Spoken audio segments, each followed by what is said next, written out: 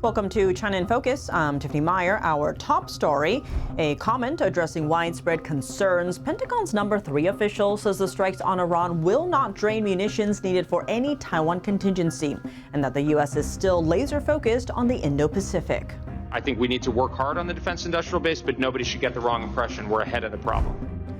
Iranian air defense systems are made up of Chinese and Russian equipment, and they failed to defend against the strikes by Israel and the United States. We take a closer look.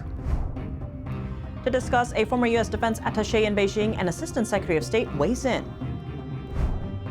The Chinese foreign minister calling his counterparts in the Middle East and telling them that China will not accept the, quote, indiscriminate use of force. During the past 4 years since Russia invaded Ukraine, however, Beijing has remained silent regarding Moscow. The stage is set for China's biggest annual political event in Beijing. What's on the CCP's 2026 agenda, and what's in this new 5-year plan aimed at competing with the U.S.? We bring you the highlights.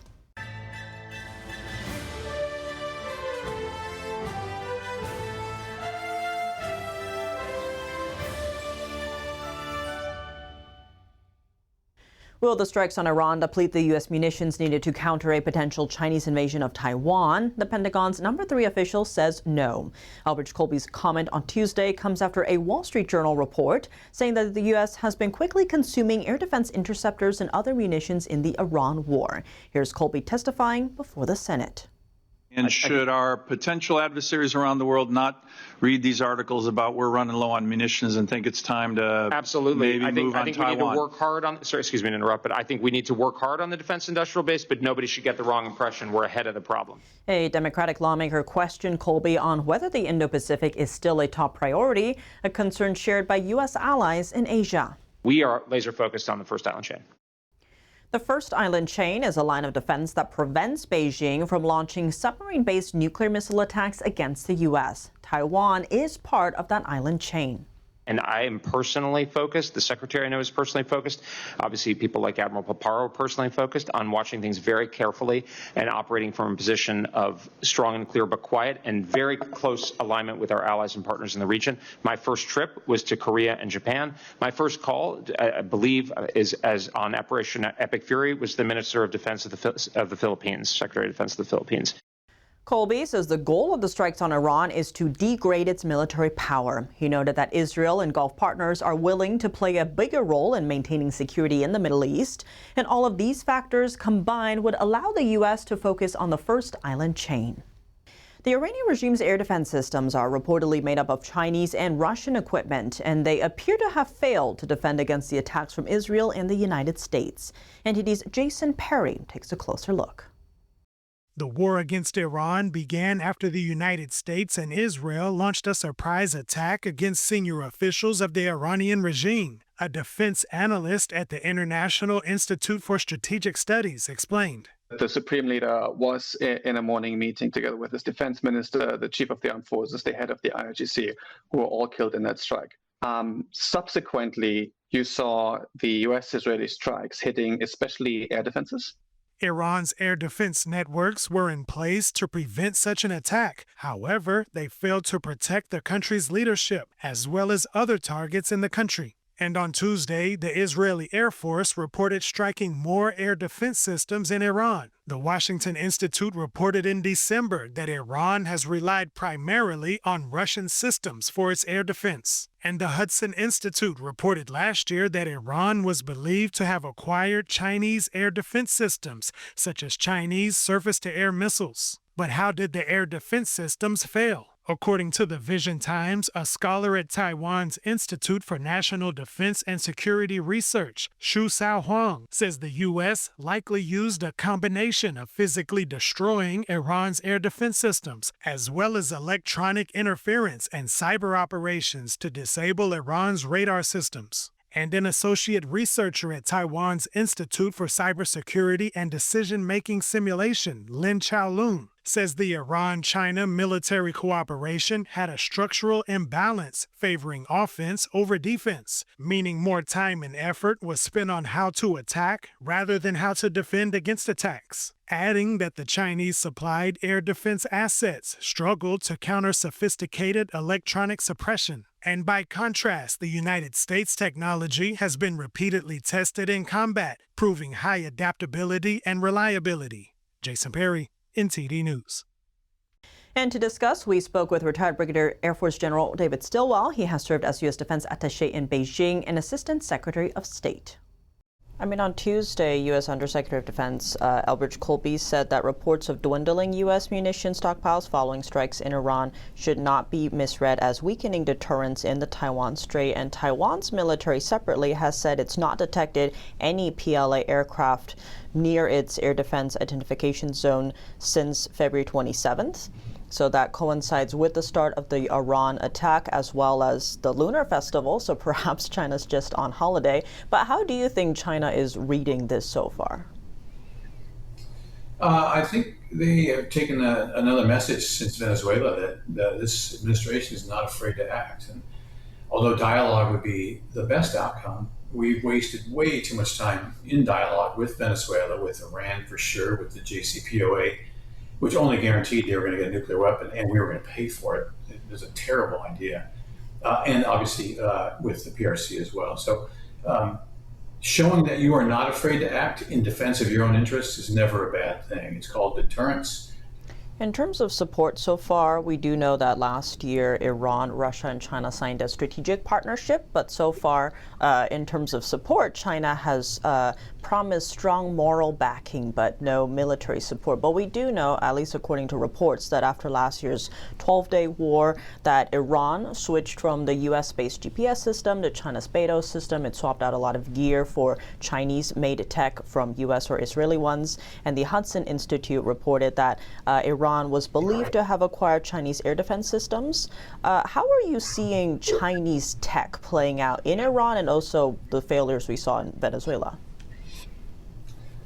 Well, I guess first off, Beijing is again proving to be a fickle partner, ally, whatever you want to call it. So, and don't forget, back to Ukraine, in 2011 and 13, the PRC and Ukraine signed an agreement, a strategic partnership that guaranteed that they would protect each other's sovereignty and territorial integrity. Of course, that invasion in 2014 and again in 22, the PRC sat on the sidelines, and they're going to do it again here.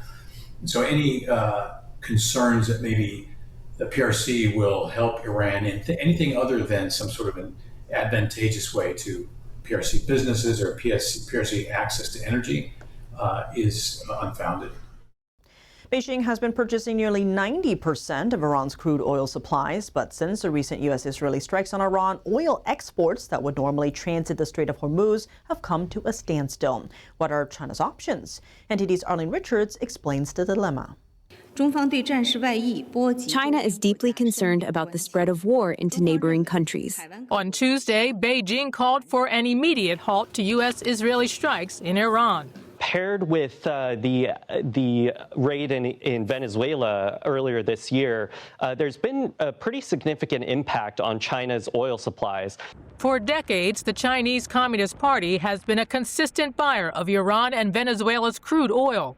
It ramped up purchases of Iranian oil to record levels 3 years ago amid talks between Iran and world powers to revive a 2015 nuclear deal that would have lifted significant sanctions on Iranian oil exports.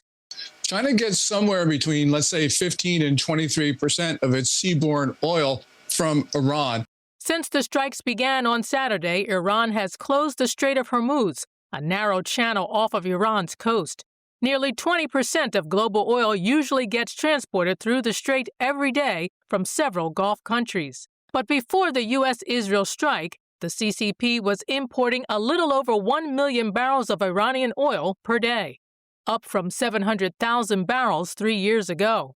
The two countries had made a deal that gets around the multiple sanctions on Iran and saves Beijing $8 to $10 per barrel against benchmark pricing. Iran was bypassing the sanctions by shipping its oil through Malaysia and Indonesia. Their arrangement has saved Beijing billions of dollars annually and provided Iran with its primary revenue stream. Donald Trump tightens the noose on the shadow fleet that has enabled all of that.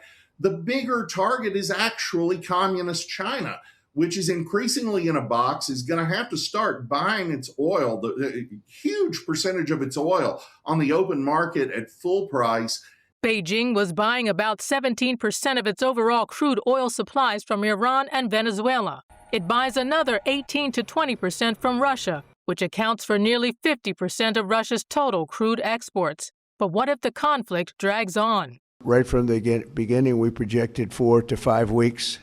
Beijing has been stockpiling a significant amount of oil, and it had already begun ramping down its imports of Iranian oil in 2026 in exchange for more Russian oil. But Beijing has also been relying on other Middle East countries for oil, including the biggest supplier in the region, Saudi Arabia. Those exports also went through the Strait of Hormuz, which is closed. If Russia agrees to a peace deal with Ukraine, Beijing could lose another big oil supplier. Arlene Richards, NTD News. As Operation Epic Fury enters its 5th day, Beijing is weighing in. On Wednesday, Chinese Foreign Minister Wang Yi held phone calls with his counterparts in Saudi Arabia and the United Arab Emirates. Wang called for an immediate end to the strike, saying that the, quote, indiscriminate use of force is unacceptable.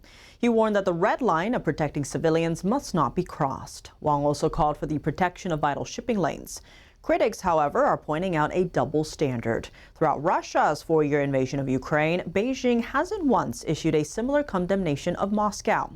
And on the so-called red line, U.S. officials, including President Trump, the Secretary of State, and the Secretary of War, have repeatedly stressed that civilian sites are not being targeted in this operation. Meanwhile, Wang confirmed that China will send a special envoy to the Middle East to begin mediation efforts. The stage is set for China's biggest annual political event. The 2 sessions, which include the Chinese People's Political Consultative Conference and the National People's Congress, kick off this Wednesday and Thursday in Beijing. This year, officials aren't just setting the 2026 agenda, they're also mapping out China's strategic blueprint for the years 2026 through 2030. Before we dive into China's plans for the military budget, the AI arms race, and the economy, here's a quick primer on what the 2 sessions actually are. The National People's Congress is theoretically the highest organ of state power in China. The Chinese People's Political Consultative Conference is a national-level advisory body. Both bodies operate under the control of the Chinese Communist Party. Here are some highlights of this year's 2 sessions. Premier Li Qiang will deliver the government work report on Thursday. Analysts expect a GDP growth target between 4.5% and 5%. But the real story is the shift. Will Beijing finally move away from exports and investment toward a consumer-led economy? This comes as the International Monetary Fund warns of weakening domestic demand in China, despite a massive $1.2 trillion trade surplus in 2025. For 3 years, defense spending growth has set at 7.2%, consistently outpacing the economy. With the 100th anniversary of the People's Liberation Army approaching next year, all eyes are on whether that budget climbs even higher or if fiscal pressures forces a slowdown. As the tech war with the U.S. heats up, Beijing is doubling down, expecting to invest heavily in high-end AI chips, quantum technology, 6G, humanoid robots, and so on. China's roadmap for achieving self-sufficiency in key technologies, energy, and raw materials is noteworthy. In Beijing, who isn't in attendance is often as important as who is. The military delegation size and personnel changes serve as a window into the depth of Xi Jinping's power consolidation during his 3rd term. On March 2nd, just before the opening of the 2 sessions, 3 generals were purged. This after 9 were removed in February, and Zhang Youxia, the highest-ranking military officer after Xi Jinping, was purged in January. The new 5-year plan will likely serve as a blueprint for Hong Kong, signaling its further integration into the Greater Bay Area region and a continued softening of its special status distinction. Finally, with President Trump scheduled to visit China at the end of March, we'll be watching closely for any softening of anti-U.S. rhetoric during these meetings. Coming up, protests continue to break out across China due mostly to social injustice and financial hardships. This comes as the Chinese economy slows down. And a woman in London is brutally assaulted by a male bus driver while she was holding a banner describing Beijing's decades-long persecution of her faith, Falun Gong. She shares her insight into what's behind the violence. Welcome back to China in Focus. I'm Tiffany Meyer, zooming in on social unrest occurring inside China. Protests of varying sizes continue to break out across the country, all while the Chinese regime holds a major political event in Beijing. In recent years, more protests have been taking place due to financial hardships as the Chinese economy takes a downturn. On Monday, thousands of people demonstrated in front of a city hall in southern China's Fujian province. Media reports say they are victims of an investment firm which recently closed most of its offices but has yet to return its clients' money. For some victims who are senior citizens, the funds represent their entire life savings. Moving to southeastern Jiangsu province, dozens of sanitation workers launched a strike on Tuesday, demanding overdue wages. And in Zhejiang, videos show police clashing with protesters last week. The protests began after an employee died in an accident during a company gathering, and the company refused to take responsibility. Many citizens joined in support. Police arrested some protesters. Social media videos of the incident were censored on China's internet.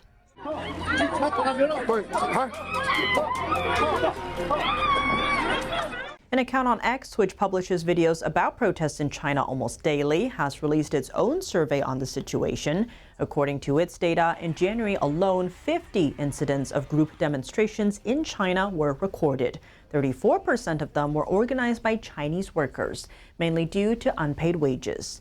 Other protest groups included peasants, homeowners, investors, and families of people who died in accidents. What's more, protests in January took place in 19 provinces. That's close to two-thirds the number of provinces in China. China this week will outline how it plans to push forward in its technological race with the West. The Chinese Communist Party will publish its annual work report and budget plans on Thursday at the opening session of the year's most important meeting. It will also unveil its next five-year plan, setting priorities for industrial policy. University of Hong Kong Assistant Professor Brian Wong says he expects to see a rollout of what he described as advanced digital technologies and management approaches. And that, of course, includes the sort of nascent technologies, including biotech, pharmaceutical technology, as well as space and deep space tech research. But it would also, imply that old and traditional manufacturing sectors are going to see a significant makeover when it comes to the implementation or introduction of robotics and AI in traditional manufacturing sectors. The gathering in Beijing marks a year since Chinese AI developers drew global attention for sudden leaps in capability. That's despite tight U.S. restrictions on access to advanced chips and chip-making equipment. Last year's release of DeepSeek, the Chinese AI model, triggered a global tech share sell-off and reshaped assumptions for China's technology competitiveness against the United States. China has also flaunted humanoid robots that have shown major leaps in hardware technology. Despite the hype, analysts say, China's emerging industries will not be enough to power its targeted 5% GDP growth in the coming years. Some suggest Beijing will have to continue relying on exports to prop up its economy, while China's plans for industries that affect supply chains are also key as they become instruments of geopolitical pressure. Recent moves to beef up export controls of rare earths and low-end semiconductors have disrupted global supply chains and underscored China's economic leverage. The reality is today Beijing and Washington are enmeshed in a very complex opposition relationship. Cooperation from the two powers is inevitable. And yet there's also vigorous, fierce competition in relation to advanced technologies, in relation to domestic growth and self-sufficiency, in relation to military and security capabilities. The NPC meeting comes just weeks before U.S. President Donald Trump is due to visit China's Xi Jinping in Beijing late March. Technology controls and supply chains are expected to be among the big talking points. Attacks influenced by the Chinese Communist Party against a faith group are raising concerns. Just a couple of days ago in London, a male bus driver brutally assaulted a female Falun Gong practitioner outside the British Museum. The incident is an extension of Beijing's ongoing persecution of the faith group, which has been taking place for nearly 27 years. NTD's Flora Hua spoke with the victim to learn firsthand what happened. bruises on her face, and broken nails. All this to silence a volunteer as she tries to raise awareness of Beijing's persecution of her faith group Falun Gong. Zhang Chunping has been doing volunteer work for over a decade. Last Monday, she was brutally attacked while speaking to Chinese tourists outside the British Museum. There was a Chinese tour guide on the bus. She reprimanded me loudly, saying I wasn't allowed to speak, and her attitude was extremely hostile. To avoid escalating tensions, Zhang stopped talking to the tourists, but she was still holding a banner, hoping the tourists can read about the persecution. A driver rushed out of the tour bus, robbed the banner from Zhang alongside her cell phone, and threw them away. And he knocked her down onto the ground twice.